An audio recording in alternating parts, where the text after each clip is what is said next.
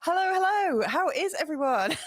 It's 6:30 here from Portugal. I'm joined here once again by the beautiful, gorgeous Rick Pursell in Bali, looking very relaxed and calm. And is that how it is? No, you're not. It's my wet hair today. I want to wake up the kids. It was like so quiet and peaceful. I thought, right, I'm not going to blow dry my hair because that's just going to wake them up. So forgive that I just look like I've got out of the shower because I kind of have.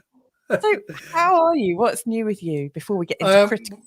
I'm doing very well, and I didn't bother blow drying my hair either this morning.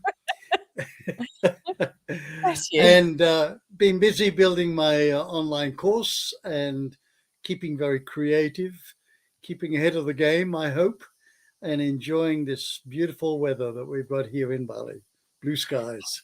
How lovely. How lovely. It is really nice when you can connect with nature. I mean, we had a very sort of strange day yesterday. Allegedly, there is, isn't it funny how you and I tend to say allegedly quite a lot these days, but allegedly there was a sandstorm all the way, or pretty much through the most of Portugal. And so like, as you looked up at the sky, everything was kind of grayish cream. It was very eerie. And it was very strange. It was as if there was another lockdown in place. You know, like we were driving around and there wasn't a peep out of anyone. But we just went and walked in the woods and felt that lovely grounding that you do from trees. So we made the most of it. But so that had blown in from Africa? Yeah, apparently so. Wow. Yeah. Yeah, there's lots of strange things going on at the moment whereby it seems that the skies are all covered up and yeah, it's interesting.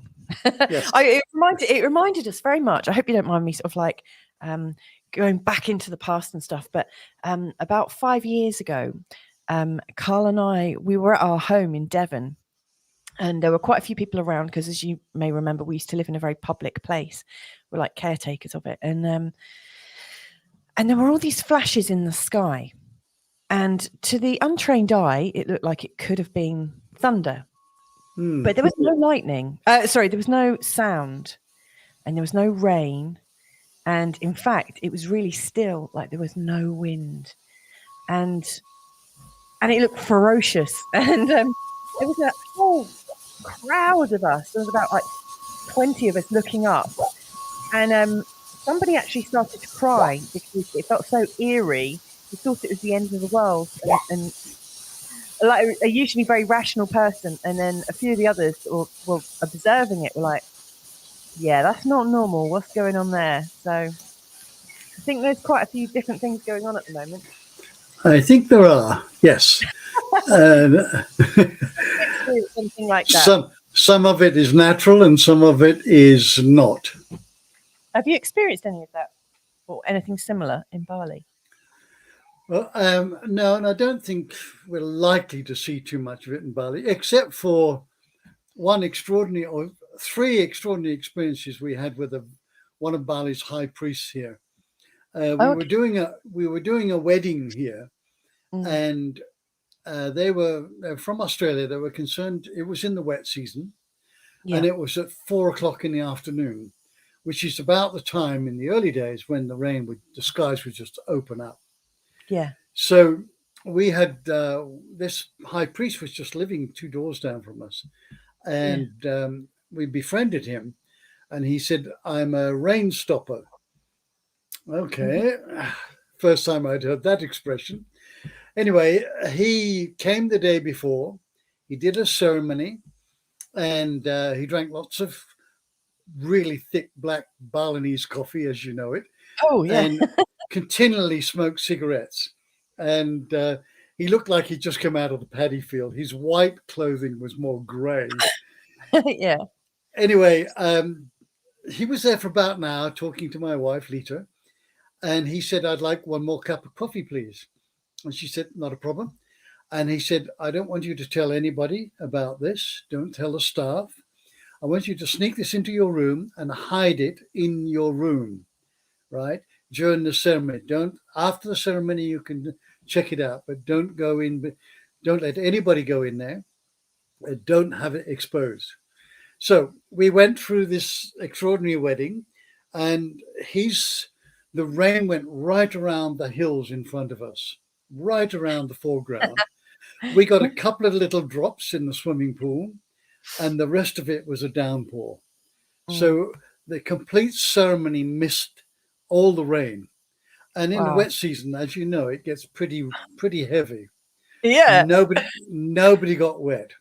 Anyway, Wow. we were celebrating, and there was some partying and some drinking and dancing and that going on. And it was about 1 o'clock before we went to bed, and suddenly remembered the coffee, which we had pulled books out and put it behind the shelf, right? Yeah. And pushed the books back in. Our room was locked throughout the whole event, right? Pulled the books out.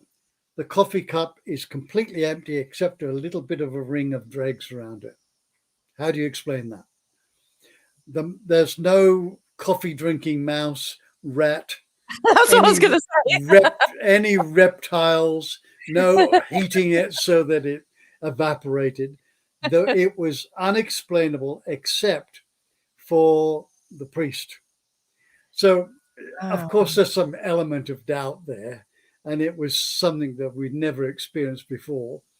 And on 3 more occasions, one more here and one at a big event that we had organized in Ubud for about 4,500 people. And the rain stopper stopped the rain. And the moment the guy who was running the event, he handed the microphone to one of the assistants, stepped off the stage, and the rain came pouring down. And that was 6 o'clock, again in the middle of the wet season. The event started at 4, finished at 6. The moment he handed the mic over, down it came. So we're convinced that this guy has the ability to move. Everything is energy, of course, and energy can be manipulated. And powerful beings with thought processes and intention can manipulate matter. We know that. And this is what he did.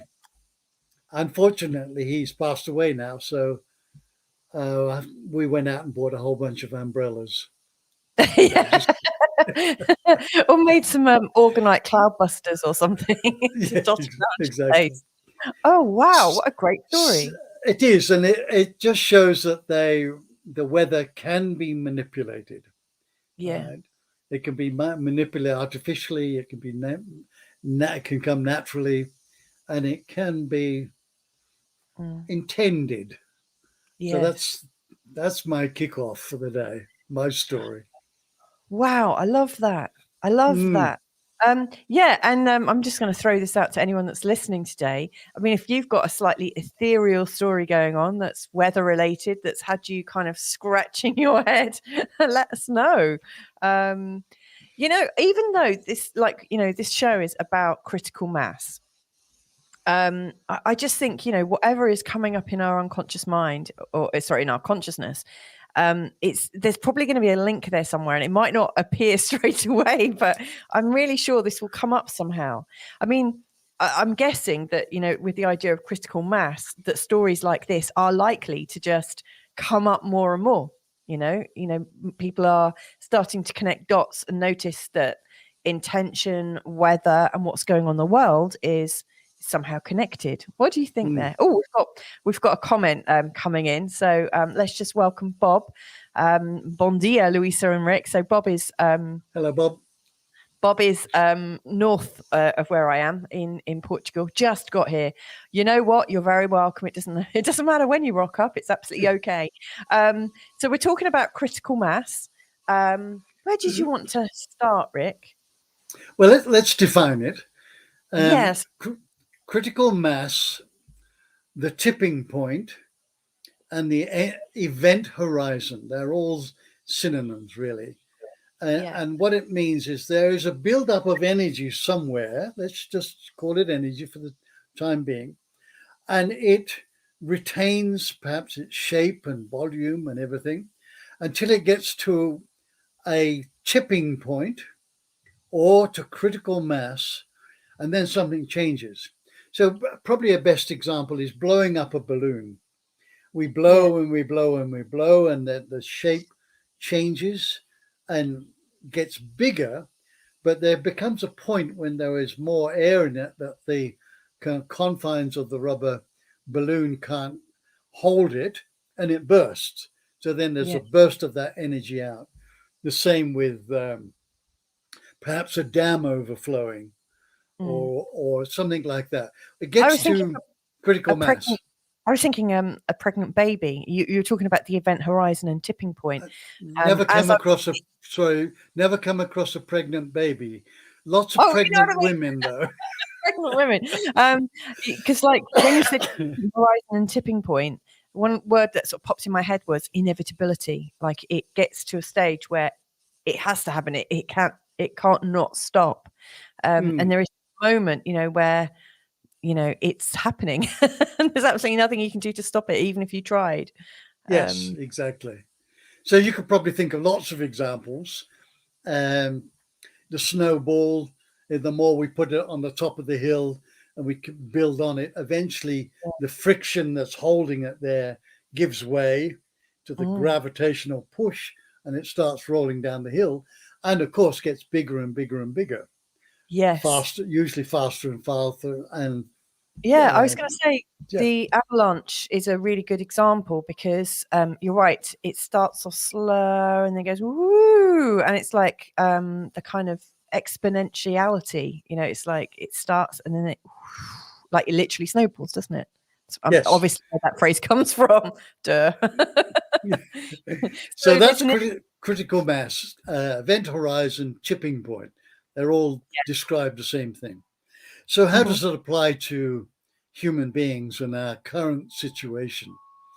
And it's multitudinal in lots of ways, because humanity is going through this awakening process and things are changing, not all of them for the better, right? But things are changing. And as people become more awake to their own true nature, then they bring about changes that can be perhaps more life enhancing and more beneficial for all of the species. So what has to happen? We don't need 7.8 billion people fully awakened and enlightened going around muttering om, right? But we do need a critical mass of people, and that actually, relative to the size of the human family, is a very small proportion. And once you've reached critical mass, there is no stopping this flow. It's like the birthing of something. Let's say the birthing of a calf. Once the process starts, you can't send it back. It has to continue on and be birthed. And this is what we're experiencing at the moment, the birthing of the new human being.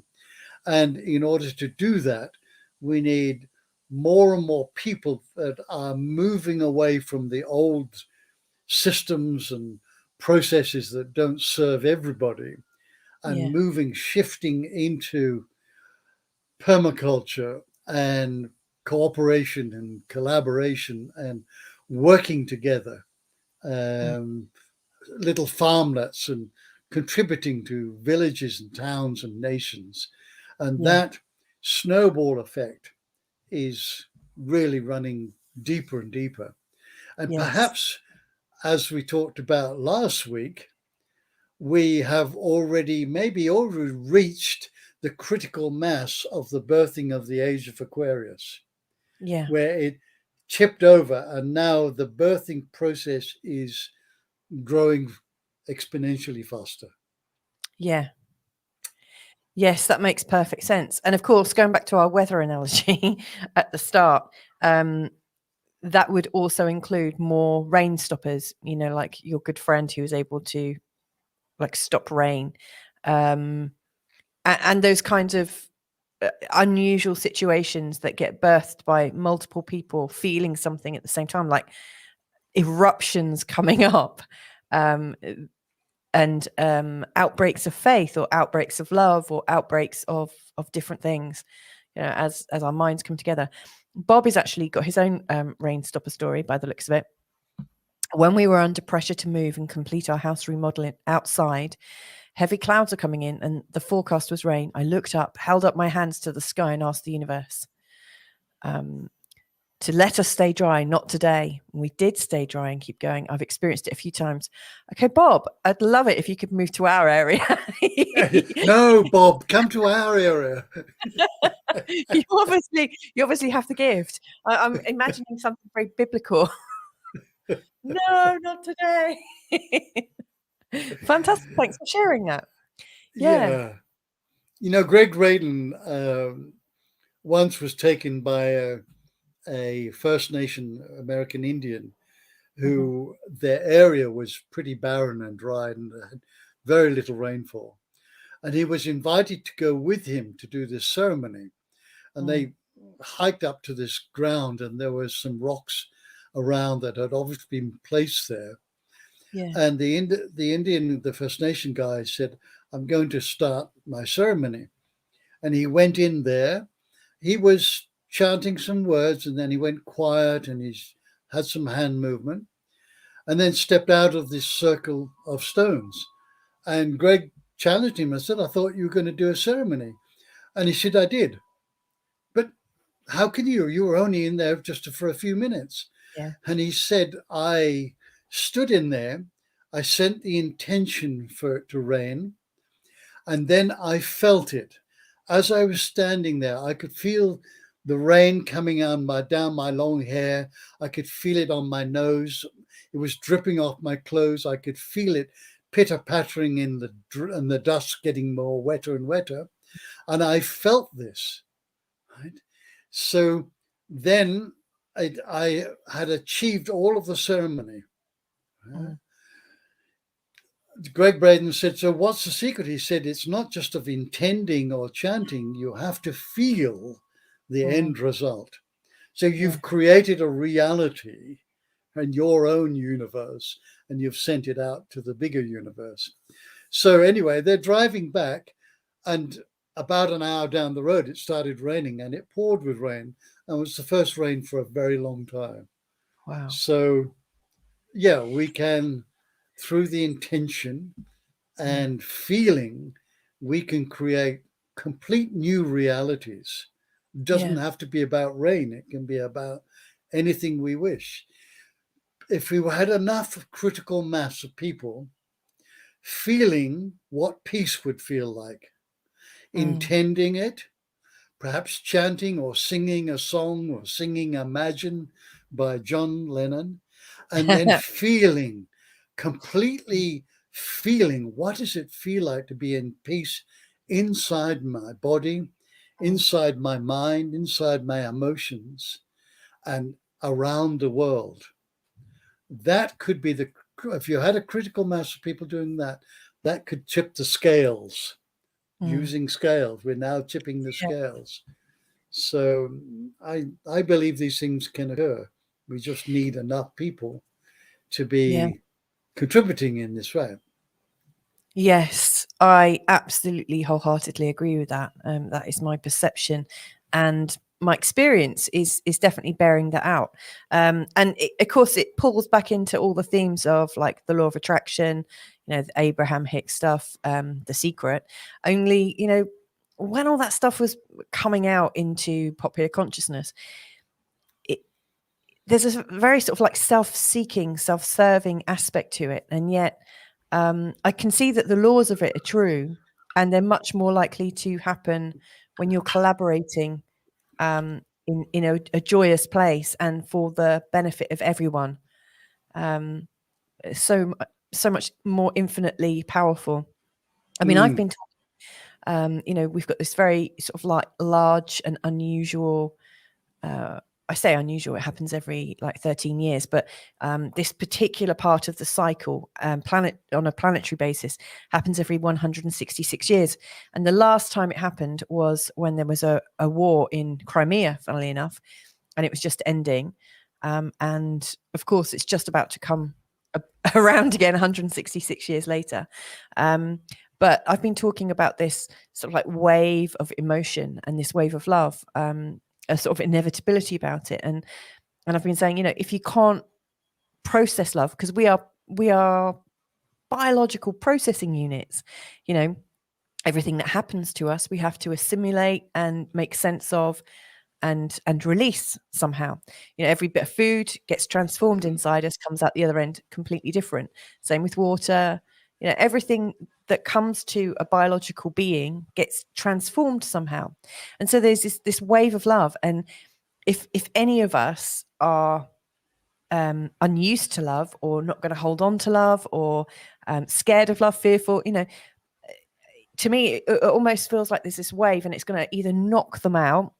It's like you have to come up and flow with the tide here, or else it could be very overwhelming. And that is my sense. That's my sort of overwhelming feeling at the moment. And I'm coming, and I realize that my intention here, or my sort of perception, is actually not very helpful, because there's a lot of people probably going to be in a place of pain. And yet my experience bearing out at the moment is people are feeling extreme levels of something so powerful that, the next moment when it passes, they don't know what to make of it. I'm getting so many people talking about it, and the more it's happening, the more it's going to happen. I just think there's so much creative, co-creative manifestation power at the moment, and we can all tap into it. Yes. If we want to. Yes. Wow. One of the things that came to mind, and I concur completely with what you're saying, is crisis is the driver of change. Wherever there is crisis, there's change. Look at our lives. We've been in crisis in relationship, in jobs, in places, all sorts of things. Pardon me. And it's brought about change. Now, this change could appear to be very negative, but not necessarily positive. And the critical mass can go either way, right? So I was just, as you're talking, I was thinking about, I was listening, honestly I was. But I was just say, what do you mean? I get imagery. I got imagery of the Canadian truck drivers. Relative to the Canadian population, there was only a handful of them. There might have been a few thousand of them, all right? But that was enough to create a critical mass where people would stand out in the freezing cold, waving flags. They came out of their warm rooms and houses and apartments and wherever, and then went to Ottawa to lend credence to this movement. And that was started by just a handful of truck drivers.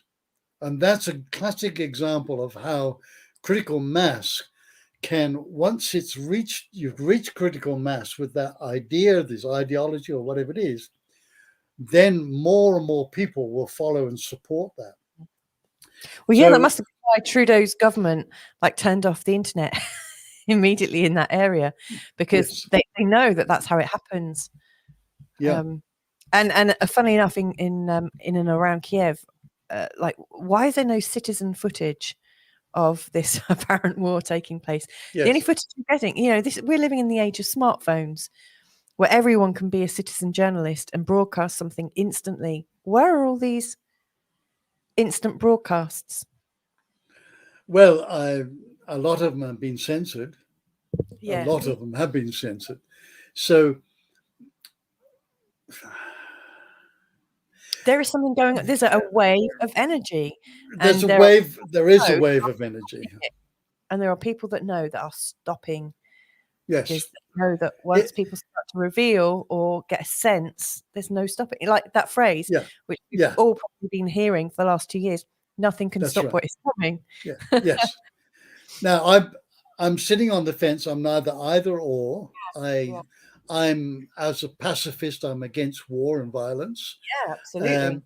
However, there has been about 8 years of anti-Russian sentiment that has been garnered as the narrative. Yeah, so definitely. This is shaping people's perception, and which has now flowed over to Ukraine. And there's been a lot of falsehoods. There has been a lot of falsehoods in the reporting, but there is a huge anti-Russian perspective that has been deliberately shaped. Now, you think about that.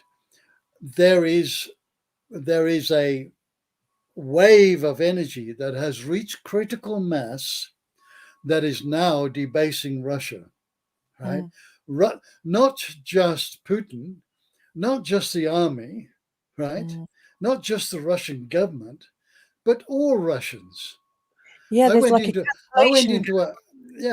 into a health food shop the other day, and it had a written sign: "We do not accept any Russian credit cards here." This is in Bali. It's Right? ridiculous. So you see, the critical mass can go either way. It can be for good or bad. But so we have to be aware of, what am I lending credence to? What am I lending my energy to? Because I am in some way contributing to the critical mass, which can go fork in the road. It could be war, it could be peace, it could be anything. That's why our thoughts, we need to be aware of our thoughts, because every thought we have, every thought goes into the collective human mind. Right? So that collective human mind is creating and gathering the critical mass for that reality to come about. We create our own reality. So we're responsible for all this. Right? We are, Right. We are responsible. In answer to your what you're saying, that the fork in the road can go either way. Like, it's almost like the energy of critical mass is upon us, and it's just like, where are we going to put it? Like, we really could filter it either way. I'm thinking of, like those I'm thinking of dialectic theory. Was it Hegelian dialectic theory?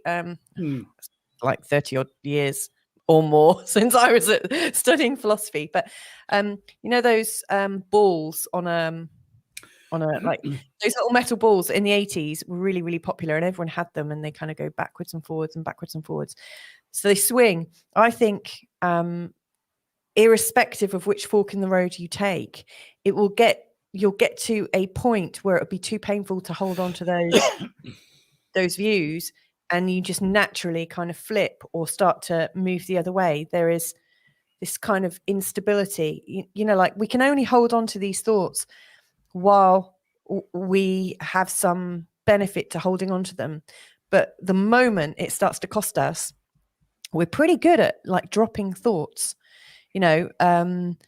so I see that, it goes one way and then so it's probably like loads of balls swinging in the direction. But what I always notice with this is it always comes to the midpoint, and then that will be the new launch point for another sort of rocket of desire or whatever it is we're talking about. But it does feel very like fluid at the moment. We've got a question from Bob. Saying, I missed the beginning. What percentage of population is critical mass? Which I think is an intelligent question, like if we're trying to perceive it. Because I do feel that there has been a critical mass reached. I felt it for a long time. And that thought seems to get more and more real for me every day. So have I just been channeling in the energy of critical mass and willing it, with other people? Oh, Bob is saying like metronomes in a room synchronizing. Yes, that's how I sense it. Exactly. Yeah, I think that's good. Bob, could I answer your question? There may be no validity about it whatsoever. But many years ago, I was studying with a Swami in India, and I posed that exact same question. What is the number of human beings that would achieve critical mass to their awakening, to the awakening of the human family?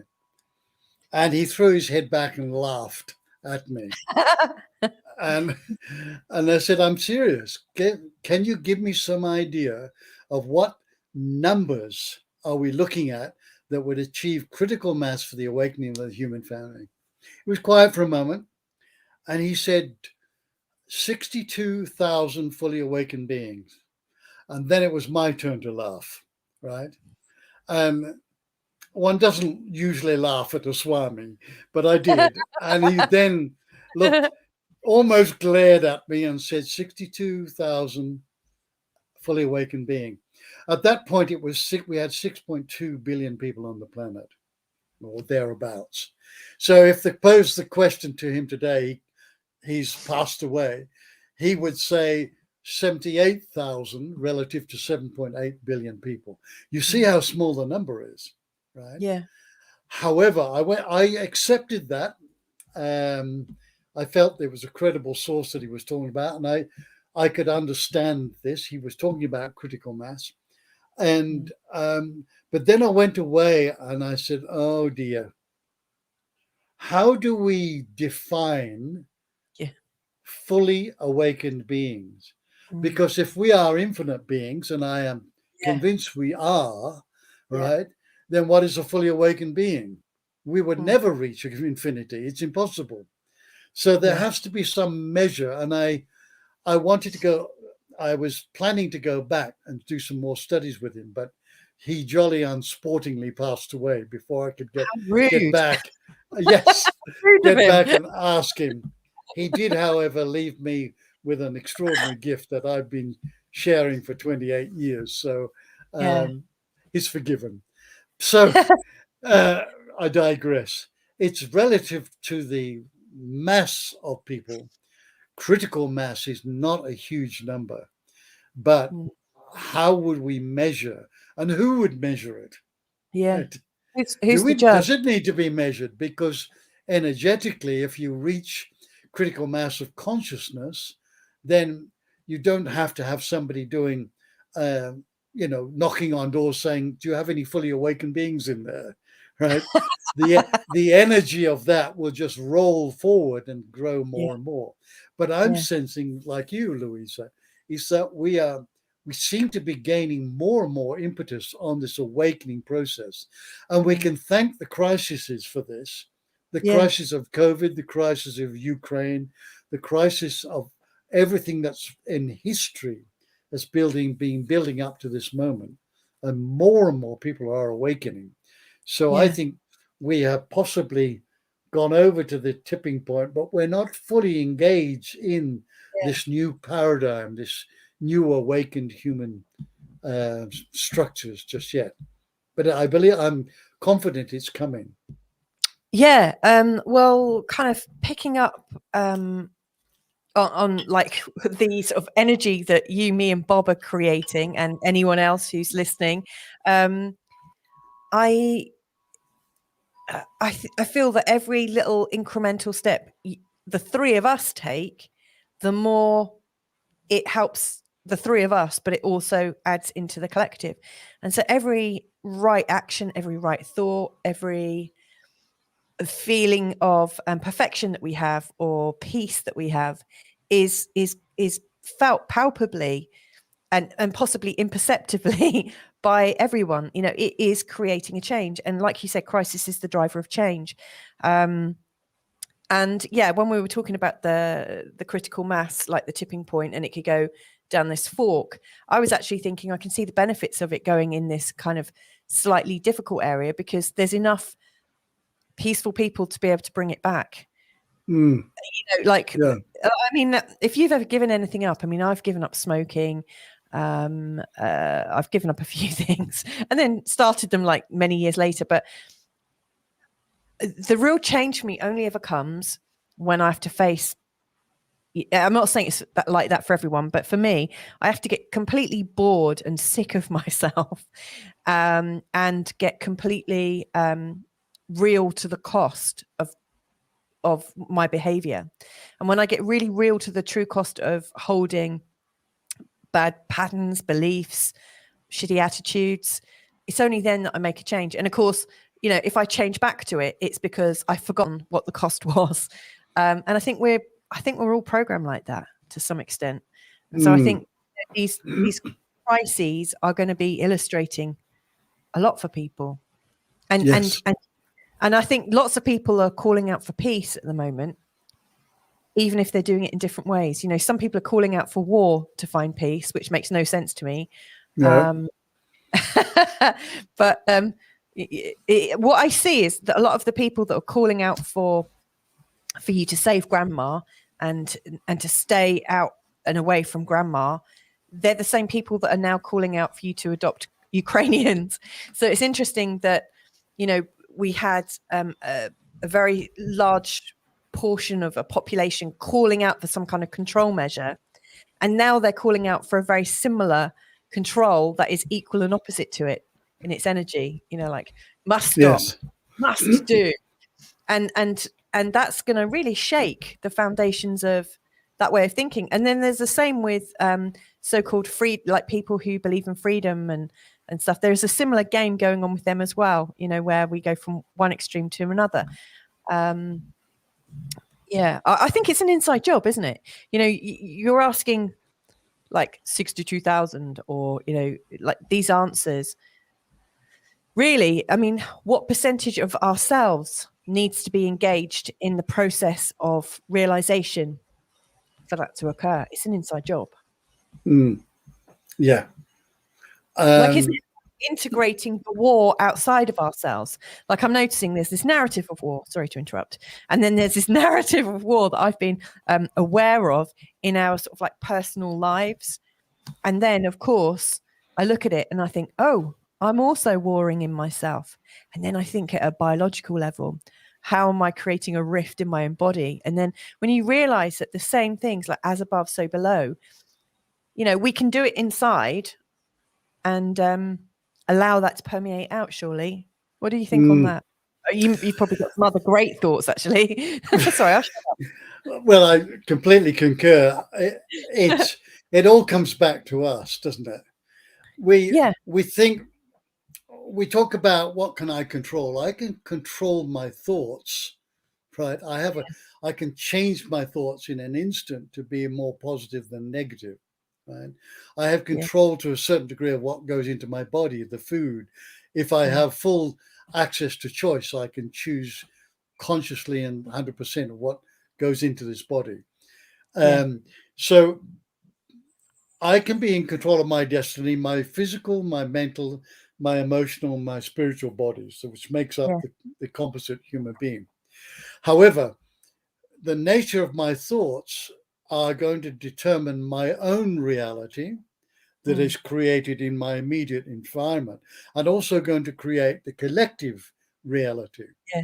So we are all responsible for the condition of this planet, right? But I didn't vote for such and such. No, we didn't, but we all in some way have created it.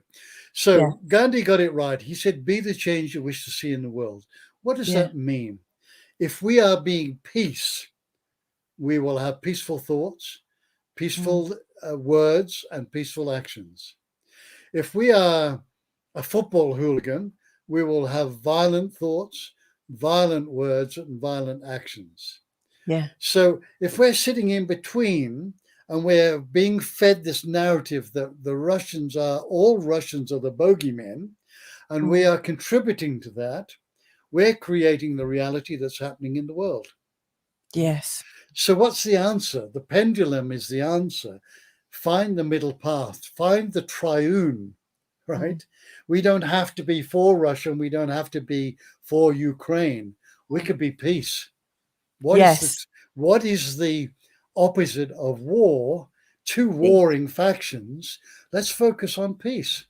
Right? Now we're contributing to a vastly different outcome. Right? And then if enough of us do that, we can shift to critical mass where we won't be supporting that. We will say to our governments, we don't want to support this, right?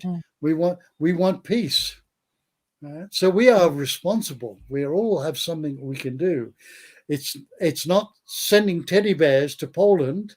It can be sitting in your home, being completely at peace with yourself and with the outside world, right? And allowing that to percolate into the collective consciousness of humanity.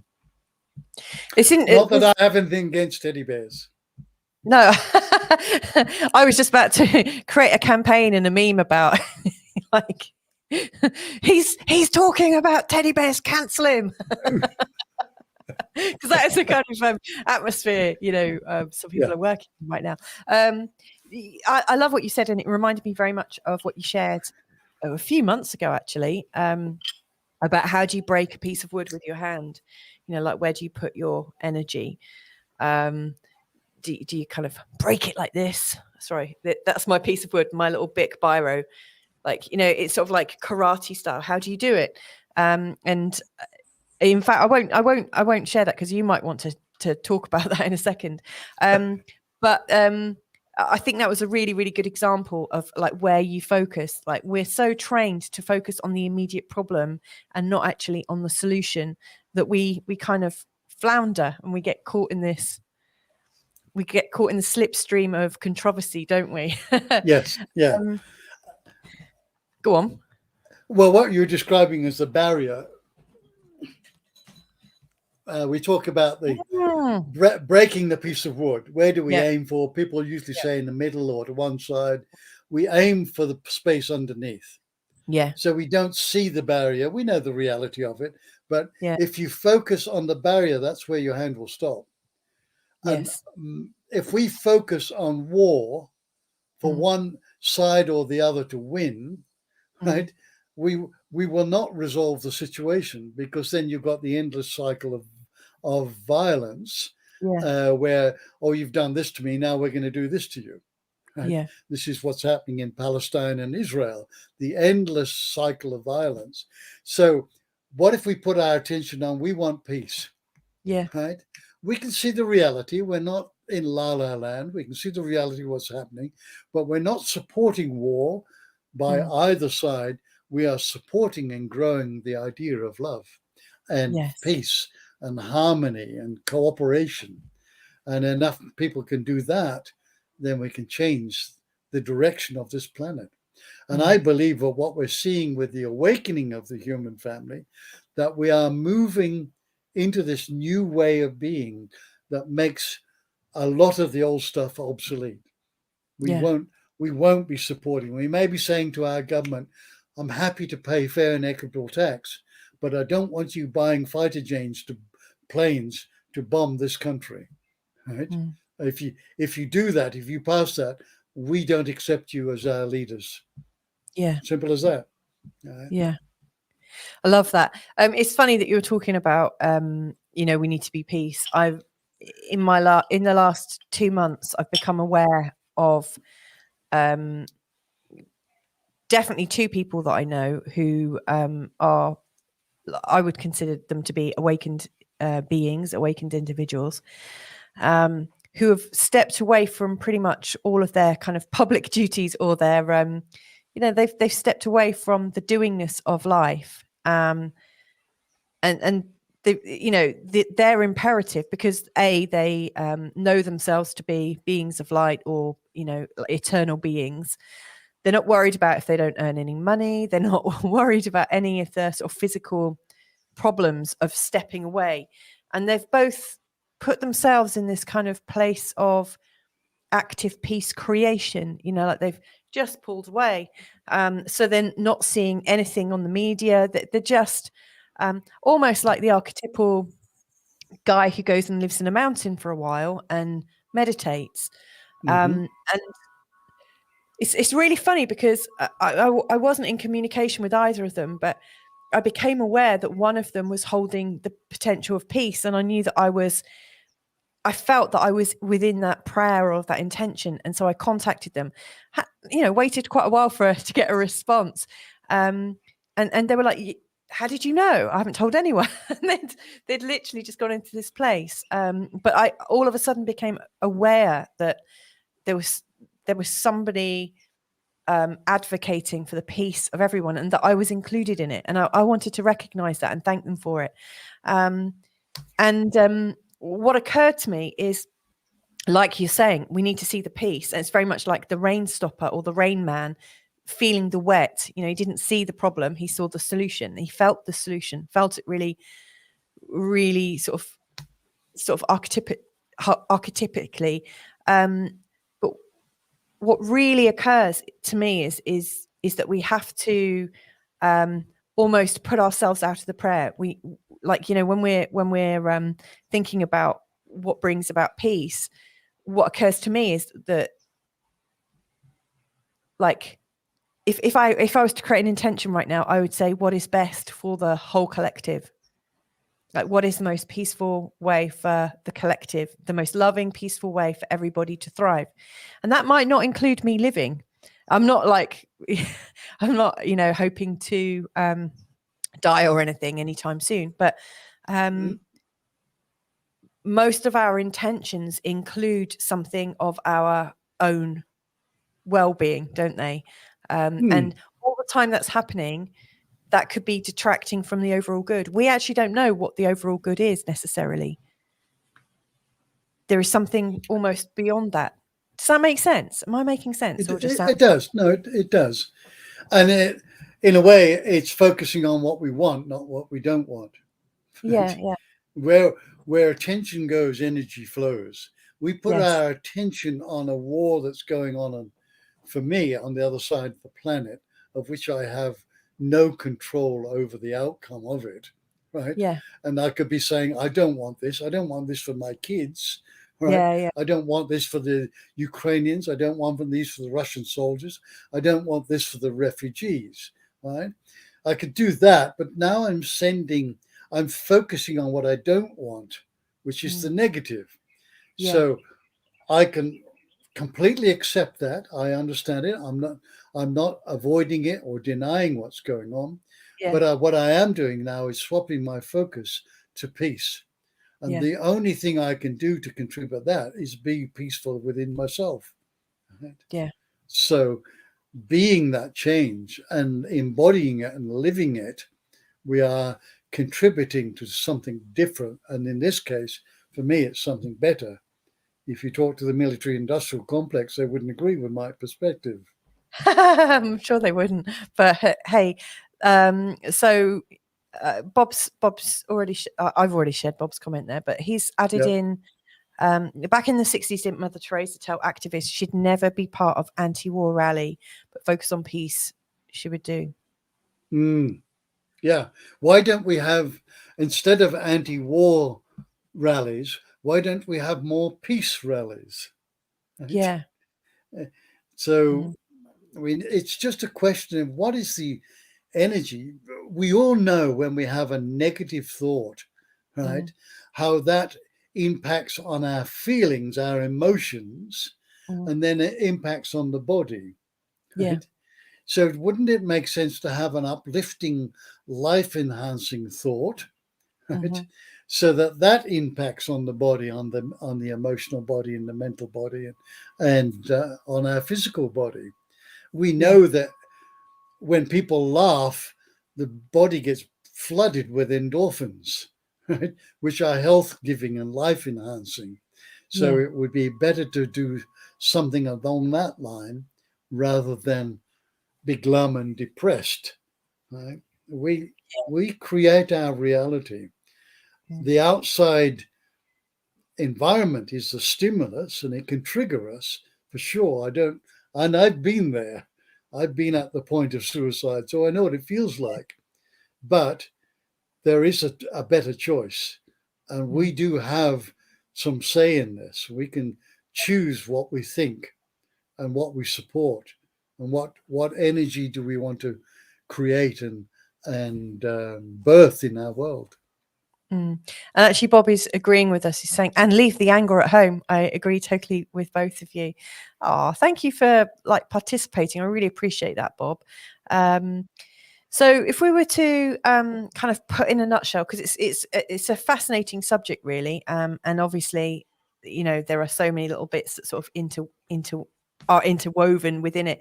You know, right at the start when we were talking about critical mass, you described it as the event horizon, the tipping point, and from that came this sense of inevitability, and that once we reach that point of inevitability, there is also the feeling of an exponential shift where things snowball very quickly. So we get to the tipping point. It's almost like on a roller coaster. We're right at the top, and there's this minute of where we're almost floating in space, and then we go, whee, getting faster and faster. So that was the first thing that we really identified. we've also been speaking about how crisis is the driver of change, and how your Swami said, in terms of what number is critical mass, it used to be 62,000 according to your Swami. Then it was like 78,000. I mean, there are so many different tipping points spoken about, like in biblical texts, and there's so many different people talking about like an actual number. We've also been speaking around our own personal responsibility. Is there anything in this whole subject that you think we haven't touched on that we could pay attention to? And whilst you're just considering that for a moment, I just want to say hola bon dia to Capricorn 12 as well. So thank you for joining us, Capricorn. It's lovely to have you with us.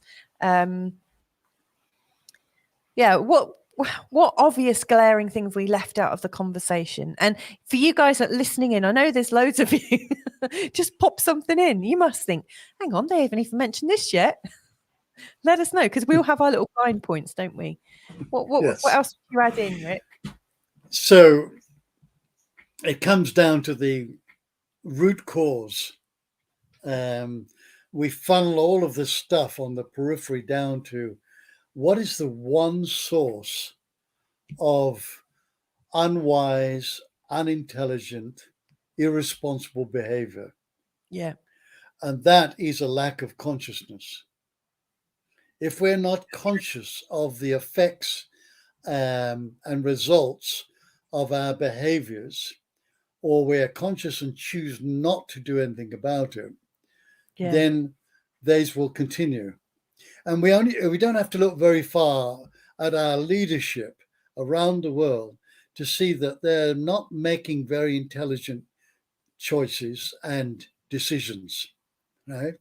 They're not very wise to send your young sons to war in a country, in Afghanistan, in Iraq, and places like that. That doesn't make sense, right? So the opposite is true.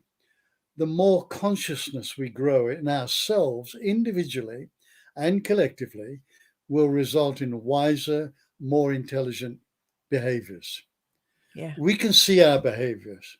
We see when we enact any behavior, we can determine whether this was a wise choice or not so wise choice, whether it was intelligent behavior or unintelligent. We can see that because it's very tangible.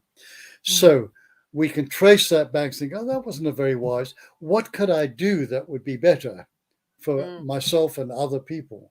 Now we're shining the light of consciousness on the unconscious. Yeah. Right? And now that will result in more wiser and intelligent behaviors. So the simple answer is become more conscious. Do the inner work. Get rid of all of the stuff that prevents us reaching our fullest potential, that stands in our way. Get rid of us all the egoic fear and superiority and separateness. Transduce those into something more workable for all of humanity. Right? Opposite of fear, love. Yeah. If we are being loved, we're going to have loving thoughts, loving words, loving actions. Right? Yeah. So the short of it for all of our woes, not just what's happening now, is to individually and collectively to become more conscious. Yes. I really love that. And when you said that, it reminded me also of something that have you ever listened to Chuck Spezzano? No, I think don't know. It's funny, do you know, like it's so funny how many like conscious, beautiful beings there are around the world. Like, you'll have people that you follow or interact with, and I'll have some, and then other people. And there's so many of us. I mean, that's the really, truly shocking thing. We only really see the people that are within our little world. But Chucky, he's been a teacher for a long time. And when I met Carl, Carl subscribed to his little message each month. But one of the things that he says is that if you are in a moment of hurting and pain, like sort of emotional pain, recognize that there is somebody around you with more pain. And it didn't quite I couldn't quite understand what he meant by it for a really, really long time. And I just thought, why would I focus on somebody else being in pain when I'm in pain? I want to sort myself out first.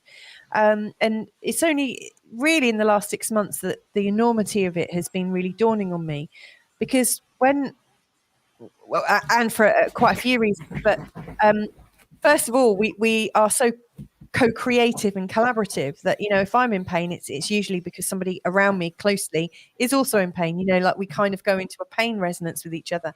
But actually what I've come to recognize as the truth from Chuck is that if I'm feeling that I'm in a place of pain, sometimes me trying to get to the bottom of my pain is very difficult to see because we all have our blind points.